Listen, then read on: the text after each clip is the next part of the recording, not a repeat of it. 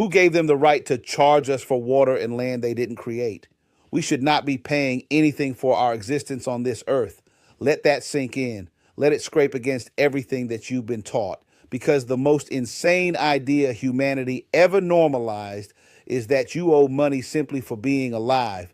You were born here without consent on a planet you did not create, under a sky that no government ever hung, breathing air that no corporation manufactured, and somehow you start life already in debt. That's not normal. That's not moral. That is not even sane. Explain to me how land became owned. Explain how water became a bill. Explain how shelter became rent, movement became a license, and rest became something you have to earn after selling most of your waking hours.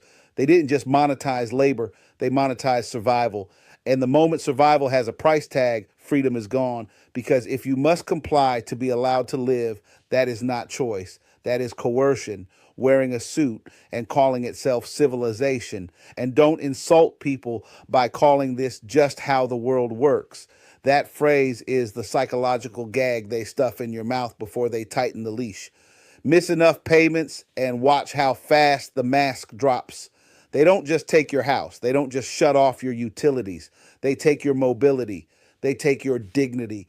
They cage your body, all because you failed to keep up with the subscription fee for being alive. That's not order. That is a threat backed by force. Work itself is not the enemy. Contribution is natural. Humans have always built, always grown, always created, and always shared. What is evil is when contribution stops being voluntary and becomes a condition for survival. What is evil is when fear of hunger, homelessness, and medical neglect is used as the whip.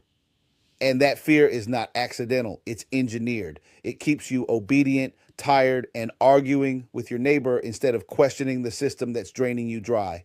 No moral system, none, can justify charging human beings for access to the earth they were born on. If a system requires you to earn the right to exist, then that system is illegitimate at its core. And if hearing this makes you uncomfortable, good.